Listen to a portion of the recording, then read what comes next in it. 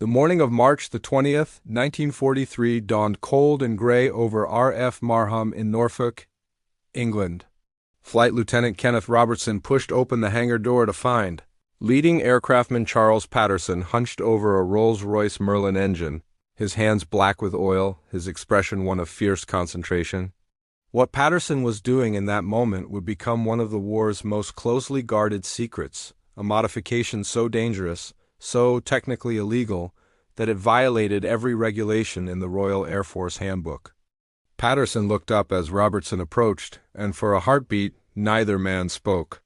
Between them sat the evidence of what military prosecutors would later call unauthorized tampering with critical wartime equipment. The mechanic had stripped away the engine's safety governor, the device designed to prevent pilots from pushing their aircraft beyond survivable limits. In its place, Patterson had installed a custom fuel injection system that would allow the de Havilland Mosquito to achieve speeds no one had thought possible.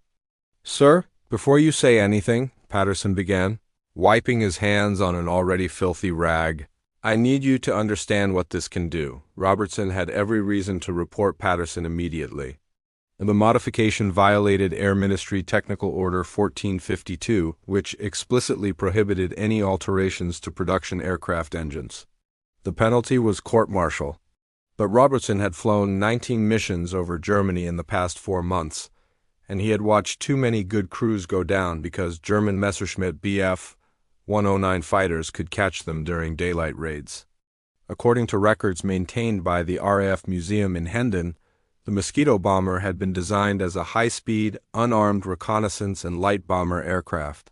Its designers, Geoffrey de Havilland and his team, had gambled everything on a revolutionary concept: build an aircraft so fast that it needed no defensive armament.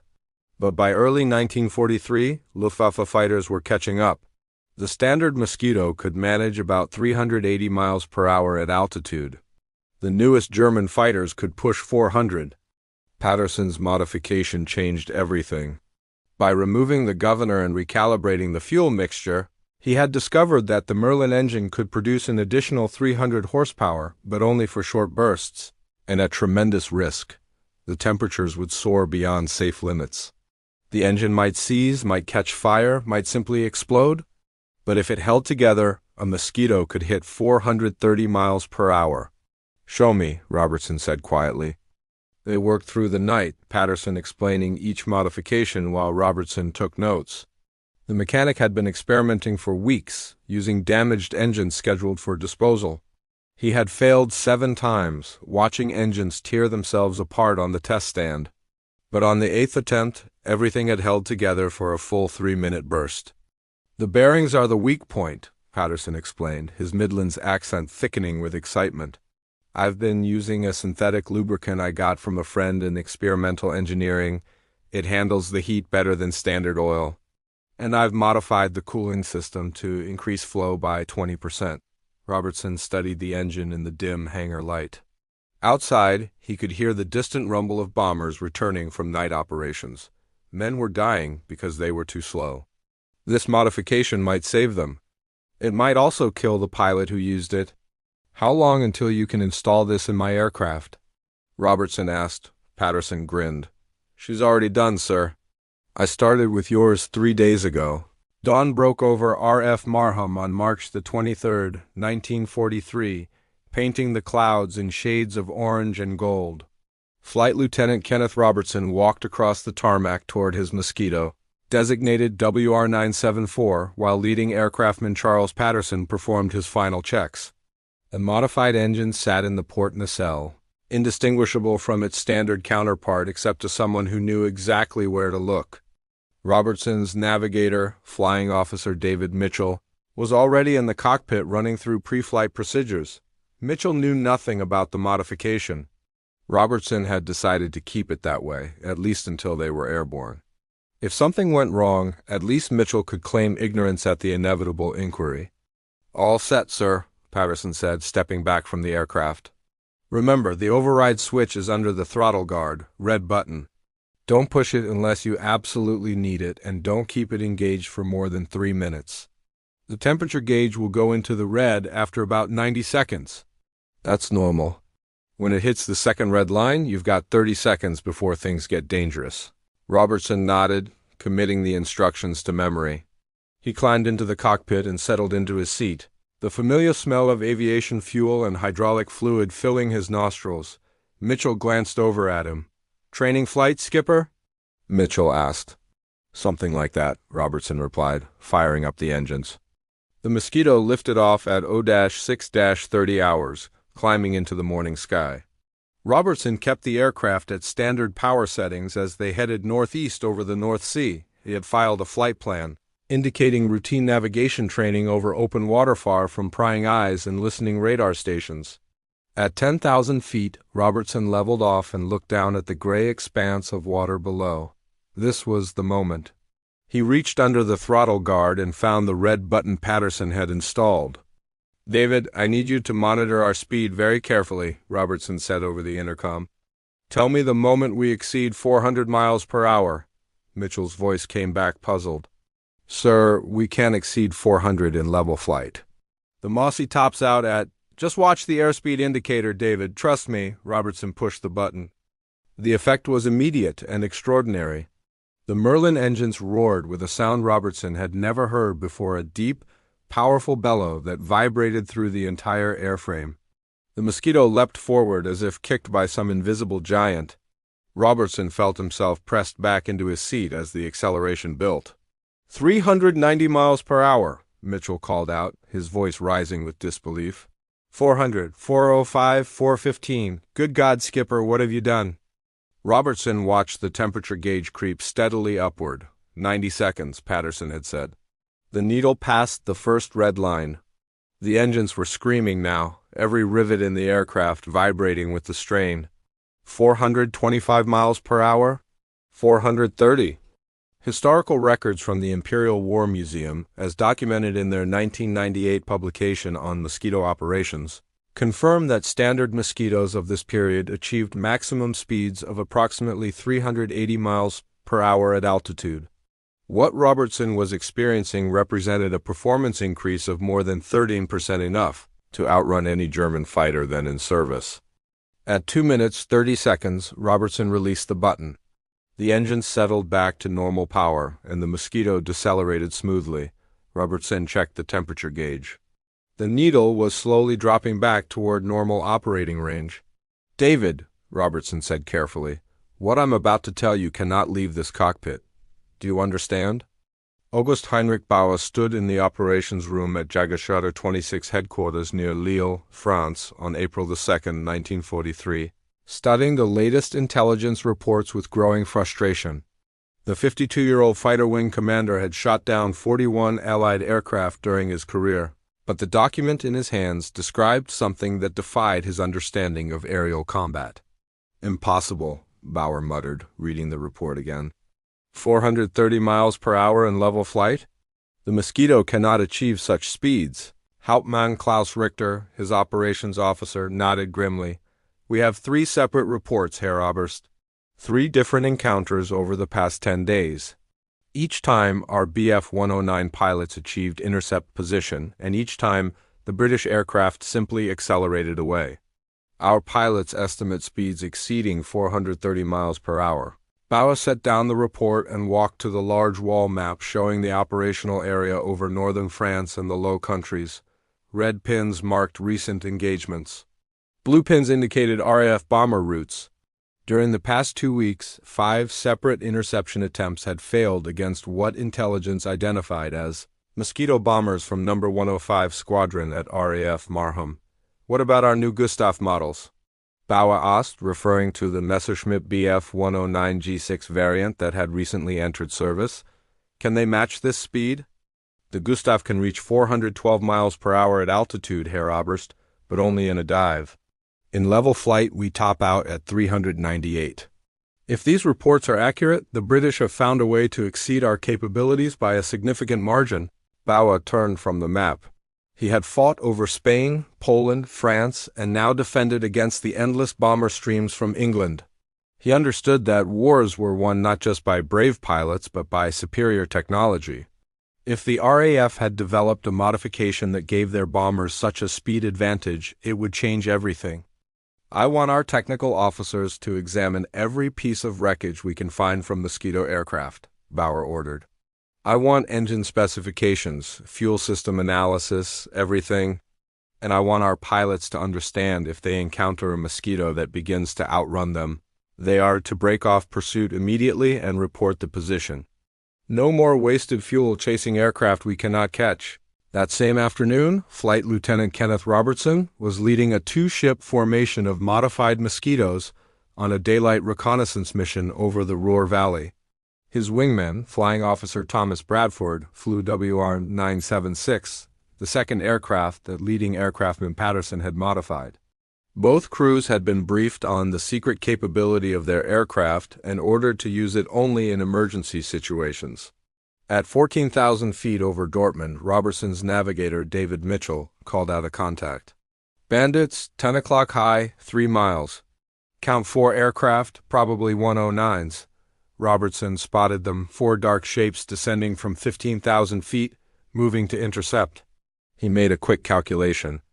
They were approaching from an advantageous position, and at standard speeds, the German fighters would close within firing range in less than 2 minutes. "Tom, prepare for emergency acceleration on my mark," Robertson transmitted to Bradford. The Messerschmitts continued their dive, growing larger in Robertson's vision. He could see the distinctive square wingtips now, the yellow nose markings of a Luftwaffe fighter unit. 800 yards. 700. Now! Robertson called, hitting the red override button. Both Mosquitoes surged forward with that now familiar roar of overstressed engines. Robertson felt the acceleration press him into his seat as the airspeed indicator spun wildly upward. Behind them, the German fighters attempted to follow, their pilots opening their throttles to maximum. According to the combat report filed that evening and now preserved in the National Archives at Kew, the German pilots broke off pursuit after less than a minute, unable to close the gap as the British bombers pulled steadily away. Air Vice Marshal Donald Bennett stood before the desk of Air Chief Marshal Sir Arthur Harris at RAF High Wycombe headquarters on April the 8th, 1943, preparing to deliver news that would either end his career or change the course of the bombing campaign. Bennett, commander of the Pathfinder Force, had spent the past week investigating reports of unauthorized modifications to Mosquito aircraft at RAF Marham. "Tell me exactly what this mechanic has done," Harris said, his voice carrying the gravelly tone of a man who had spent too many nights coordinating 1,000-bomber raids. Bennett opened his briefcase and extracted a technical report prepared by Patterson and endorsed by Flight Lieutenant Robertson. "Sir, leading aircraftman Patterson has developed a modification package that increases Merlin engine output by approximately 300 horsepower. The modification involves removing the factory governor, installing a custom fuel injection system, and upgrading the cooling and lubrication systems. When engaged, the modification allows a Mosquito to reach speeds of 430 miles per hour for bursts of up to 3 minutes. Harris leaned back in his chair, studying Bennett with the expression of a man calculating odds. "What's the cost?" "Significant risk to the engines, sir. Patterson estimates a 10% chance of catastrophic failure each time the system is engaged. Additionally, the modification violates Air Ministry Technical Order 1452. Technically, Patterson should be facing court-martial. And how many aircraft has he modified?" "4, sir, all from number 105 Squadron. The crews have used the modification on 7 operational sorties over the past 3 weeks. All 7 aircraft returned safely. More importantly, they encountered German fighters on 4 occasions and escaped without damage each time." Harris rose from his desk and walked to the window overlooking the headquarters compound. Outside, staff officers moved between buildings, coordinating the vast machinery of Bomber Command. He had sent thousands of men to their deaths over Germany. Every advantage, every innovation that brought more crews home alive was worth considering, even if it meant bending regulations. "The Americans are pushing for daylight precision bombing," Harris said, still looking out the window. "They're losing aircraft at an unsustainable rate because German fighters can intercept them. If we can give our fast bombers the speed to outrun enemy fighters, it changes the entire calculation of daylight operations." He turned back to Bennett. "I want you to organize a formal demonstration." Invite technical officers from Rolls-Royce and de Havilland. I want their assessment of whether this modification can be standardized and implemented across the Mosquito fleet, and I want it done quietly. No written orders, no memoranda. If this goes wrong, I want deniability, Bennett nodded. And Patterson, sir? Patterson is to continue his work under your direct supervision. No charges, no official recognition. If this modification proves viable, we'll find a way to legitimize it retroactively. If it fails, Patterson takes the fall alone. Make sure he understands that. The demonstration took place at RAF Boscombe Down on April the 15th, 1943. Leading aircraftman Charles Patterson stood before a group of skeptical engineers and military officers, explaining his modifications with the careful precision of a man whose life depended on being believed. The key is managing heat, Patterson explained, pointing to a cutaway diagram of the modified engine. Standard Merlin engines are designed with a comfortable safety margin. They can produce significantly more power than their rated output, but the factory governor prevents pilots from accessing that power because the heat would damage internal components. Sir Arthur Sidgreaves, managing director of Rolls-Royce, leaned forward. Young man, those governors are there for excellent reasons. We've tested these engines to destruction. Beyond certain power settings, bearing failure becomes inevitable. With respect, sir, Patterson replied, your tests assume extended operation at high power settings. My modification is designed for short bursts, 3 minutes maximum. During that time, yes, the engine operates beyond normal parameters. But the improved cooling system and synthetic lubricants can handle the thermal stress for that duration. The assembled officers watched as Flight Lieutenant Robertson took off in WR-974 and climbed to 10,000 feet. A chase aircraft, a standard Spitfire Mark 9, followed him up. The Spitfire was one of the fastest fighters in RAF service, capable of 408 miles per hour at altitude. The Spitfire pilot, squadron leader James Harrington, pushed his throttle to maximum as Flight Lieutenant Kenneth Robertson activated the modified engine system at precisely 0-9-15 hours on April the 15th, 1943. On the ground at RAF Boscombe Down, Air Vice Marshal Bennett watched through binoculars while Sir Arthur Sidgreaves and a delegation of Rolls-Royce engineers monitored telemetry data transmitted from Robertson's aircraft. Spitfire is at full power, the ground controller announced, his voice crackling through the loudspeaker system. Airspeed 405 miles per hour. Mosquito is pulling away, separation increasing, 400 yards, 600 yards, 1,000 yards. Sidgreaves studied the engine temperature readings with increasing concern. The cylinder head temperature had climbed into the red zone within 90 seconds, exactly as Patterson had predicted. But the rate of increase was controlled, following a predictable curve rather than the exponential spike that would indicate imminent failure. Oil pressure is holding, one of the Rolls-Royce engineers noted. Bearing temperatures are elevated but stable. Bloody hell, it's actually working. Robertson's voice came through the radio, calm and professional. 2 minutes 30 seconds on emergency power. Airspeed 432 miles per hour. Disengaging now, the telemetry showed the engine parameters immediately begin to normalize. Temperature dropped. Power output settled back to standard settings. The Mosquito decelerated smoothly, allowing the Spitfire to close the distance once more. Chase aircraft reports no visible smoke or fluid leaks from the target, the ground controller announced. Mosquito is returning to base. Sidgreaves removed his glasses and cleaned them slowly, a gesture those who knew him recognized as indicating deep thought. Air Vice Marshal, I've been designing and building engines for 30 years. What I just witnessed should not be possible with the margins built into our specifications. But it is possible, Bennett replied. We've just seen it. Possible, yes. Advisable? Sidgreaves shook his head. Every time a pilot engages this modification, he's gambling with his life. One batch of substandard fuel, one microfracture in a cylinder head, one contaminated oil line, any of these could cause catastrophic failure. Compared to the certainty of being shot down by German fighters? The question hung in the air. Sidgreaves turned to watch Robertson's Mosquito touch down smoothly on the runway, the modified engines ticking as they cooled. I want access to Patterson's full technical documentation, Sitgreaves said finally. I want Rolls-Royce engineers to review every aspect of this modification. And I want to understand why a leading aircraftman figured out something my entire engineering staff missed. Leading aircraftman Charles Patterson was summoned to the administration building that afternoon. He entered to find himself facing not a court-martial board, but a conference room full of some of the most brilliant engineering minds in Britain. For 3 hours they questioned him about fuel mixture ratios, bearing loads, thermal coefficients, and stress tolerances. Patterson answered each question with the confidence of someone who had tested every variable through direct experimentation. He showed them his notebooks, filled with calculations and test results.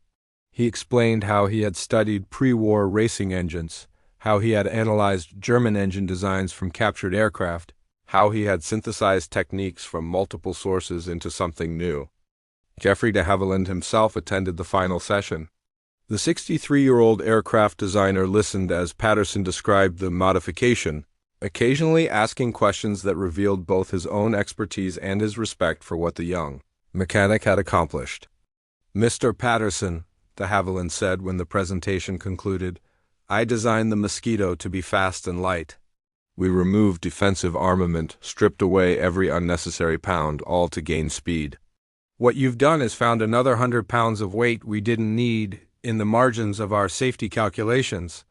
"Sir, I didn't remove safety," Patterson protested. "I just recognized that different operational contexts require different levels of risk tolerance. A pilot facing imminent combat doesn't need the same engine longevity as one conducting routine training flights." "Precisely," de Havilland agreed. "You've created what amounts to a combat emergency system. The question now is whether we can implement it without killing more pilots than we save." The meeting concluded with a decision to proceed with controlled testing. Rolls-Royce would assign a team to work with Patterson to refine the modification, improving reliability while maintaining performance. The goal was to reduce the failure rate from 10% to below 2%, a level acceptable for emergency combat use. On May 3, 1943, Air Chief Marshal Sir Arthur Harris called an emergency meeting at his RAF High Wycombe headquarters. The room filled with some of the most powerful figures in British military aviation: senior officers from Bomber Command, representatives from the Ministry of Aircraft Production, engineers from Rolls-Royce and de Havilland, and the man whose modification had prompted this gathering, leading aircraftman Charles Patterson, looking distinctly uncomfortable in a borrowed dress uniform. Harris opened the meeting by laying out the stark reality facing Bomber Command. "Gentlemen, our losses in daylight operations have reached unsustainable levels. Last month, we lost 62 aircraft to German fighters during daylight missions. Each aircraft represents not just millions of pounds of equipment, but, more importantly, trained crews we cannot quickly replace. The Americans are suffering even worse casualty rates with their flying fortresses." He paused, letting the weight of those numbers settle over the room. "Leading aircraftman Patterson has given us a potential solution. The question before us today is whether we can implement his modification on a scale that will actually affect the outcome of this war." Sir Wilfrid Freeman, Vice Chief of the Air Staff, spoke next. "We've reviewed the test data from Boscombe down. The modification works as advertised. However, we're talking about fundamentally changing how we operate our Mosquito fleet. What are the practical implications?" Geoffrey de Havilland stood to address the room. "My company can produce modification kits that trained ground crews can install in approximately 48 hours per aircraft. The critical components, the custom fuel injection systems and enhanced cooling assemblies, can be manufactured at our existing facilities. We estimate we could begin deliveries within 6 weeks and complete modifications to the entire Mosquito bomber fleet within 6 months. Cost?" Freeman asked. "Approximately 800 pounds per aircraft. Total program cost, assuming 400 aircraft modified, would be £320,000. Harris nodded. "A pittance compared to the cost of losing aircraft and crews. What about the human factor? Squadron leader, you've reviewed the training requirements?" Squadron leader Michael Jameson, a training specialist from Bomber Command Headquarters, opened his folder. Sir, we've developed a 4-hour training program for pilots who will use the modification. The key is teaching them to recognize the warning signs of engine stress and to disengage the system before catastrophic failure. Based on simulator work and interviews with the pilots who've already used the system operationally, we believe we can maintain the reduced 2% failure rate that Rolls-Royce achieved in their refinement work. Sir Arthur Sigreaves from Rolls-Royce added his perspective. I want to be clear about what we're discussing. This modification pushes our engines to their absolute limits. Even with the improvements we've made to Patterson's original design, there's inherent risk. However, the risk profile is actually better than many combat scenarios our pilots already face. A 2% failure rate over 3 minutes of operation is statistically preferable to a 15% probability of being shot down during a standard interception scenario. The discussion turned to operational doctrine. How would squadrons employ this capability? Would it be reserved strictly for emergency escapes, or could it be used offensively to penetrate defended areas at high speed? Air Vice Marshal Bennett provided the operational perspective. Gentlemen, I've spoken with crews who've used this modification in combat. Their testimony is unanimous. The psychological advantage is as significant as the tactical one. Knowing they can outrun enemy fighters transforms their entire approach to missions.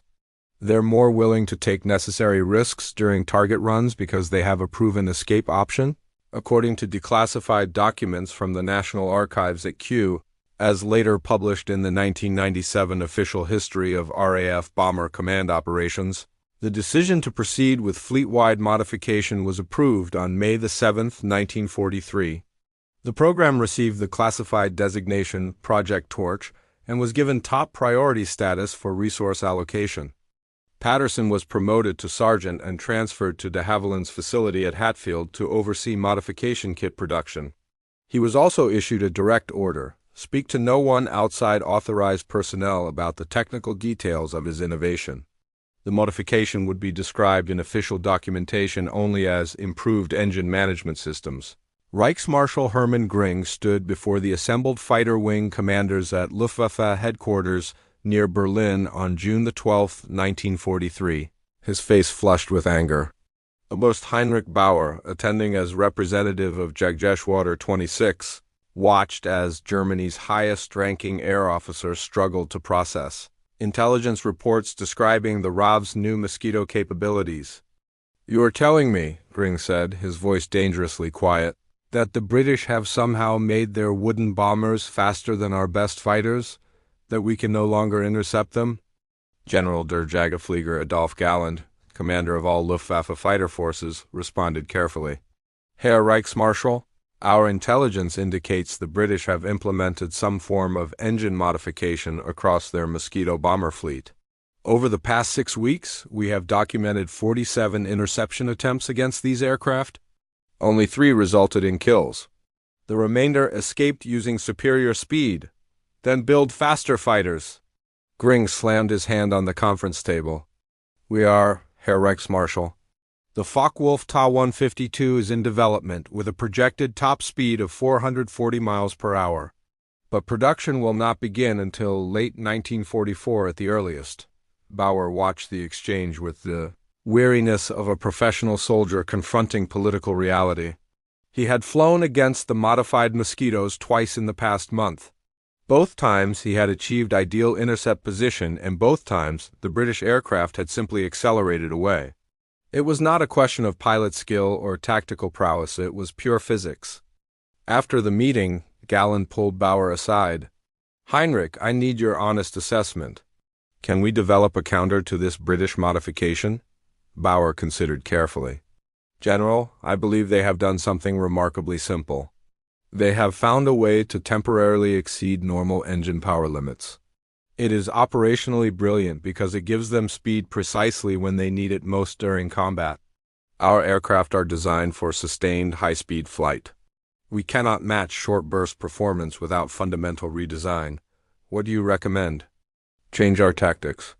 If we cannot catch them in level flight, we must intercept them during their attack runs when they are committed to a course and speed. We must use radar to position our fighters directly in their path, forcing them to engage or abort their missions. Galland nodded slowly. Prepare a tactical directive for distribution to all fighter wings? And Heinrich this conversation about simple British solutions to complex problems? It never happened. Meanwhile, at RAF Marham, Flight Lieutenant Kenneth Robertson was briefing new pilots on operational use of the modification system, now officially designated the Emergency Combat Speed System. Robertson's squadron had become the training unit for all Mosquito crews being converted to the modified aircraft. The red button under your throttle guard is your get-out-of-jail card, Robertson explained to 6 new pilots gathered in the briefing room. But it's a card you can only play a limited number of times. Each engagement of the system puts stress on the engines. After 3 uses, your aircraft goes into maintenance for inspection. After 6 uses, the engines are replaced. Flying Officer Peter Walsh raised his hand. Sir, what happens if we exceed the 3-minute limit? You'll know within seconds. The temperature gauge will go beyond the second red line into the black zone. At that point, you have approximately 20 seconds before bearing seizure becomes likely. If you hear unusual engine noise grinding, knocking, anything abnormal, disengage immediately and prepare for a possible engine failure. Robertson walked to the wall map showing recent mission routes. Over the past 2 months, modified Mosquitoes have flown 317 sorties into defended airspace. We've had 4 engine failures attributed to the modification, a 1.3% failure rate. All 4 aircraft returned to base safely on 1 engine. 0 combat losses. The statistics were remarkable, and they were changing the air war over Europe. Mosquito bombers were now conducting daylight precision strikes against targets that would have been suicidal to attack just months earlier. They were photographing German facilities with impunity. They were, as one intelligence officer put it, going anywhere they wanted, whenever they wanted. The morning of January the 15th, 1944, brought cold rain to London as Sergeant Charles Patterson stood in an anteroom at Buckingham Palace, adjusting his uniform for the 3rd time in as many minutes. Beside him, Flight Lieutenant Kenneth Robertson smiled at the mechanic's nervousness. Relax, Charlie, Robertson said. You've faced down angry air vice marshals and Rolls-Royce engineers. Surely you can handle 10 minutes with the king. Patterson managed a weak smile. 9 months had passed since he had first installed his illegal modification into Robertson's Mosquito. In that time, 732 aircraft had been modified, and the system had been used in over 6,000 combat sorties. The official statistics, classified at the most secret level, showed a dramatic shift in daylight bombing effectiveness. An aide appeared at the door. Gentlemen, His Majesty will see you now. King George VI stood in the private audience chamber, a space far less formal than the grand ceremonial rooms where public investitures took place. This meeting was private, off the record, and would never appear in any official court circular. Sergeant Patterson, Flight Lieutenant Robertson, the king said, his slight stammer barely noticeable. I understand you gentlemen have given Bomber Command quite an advantage over the Germans. Your Majesty, Robertson replied, Sergeant Patterson developed the modification. I merely had the privilege of being the first pilot to use it. The king turned his attention to Patterson. Tell me, Sergeant, what made you think you could improve upon the designs of our finest engineers? Patterson swallowed nervously. Your Majesty, I didn't think I was improving their designs exactly. I just thought, well, sir, racing car engines run hot for short periods. I wondered if aircraft engines could do the same thing in combat. It wasn't about being clever. It was about recognizing that different situations require different compromises. And the fact that your modification was technically illegal? I'm told that quite often now, sir. At the time, I was more worried about our crews getting shot down. The king smiled. A perspective that does you credit. He gestured to an aide who brought forward 2 small boxes. I cannot give you medals that would require acknowledging the existence of a program that officially does not exist. But I can give you these. He opened the boxes to reveal identical insignia silver wings with a crown above and a single engine below. These are personal tokens from me to you.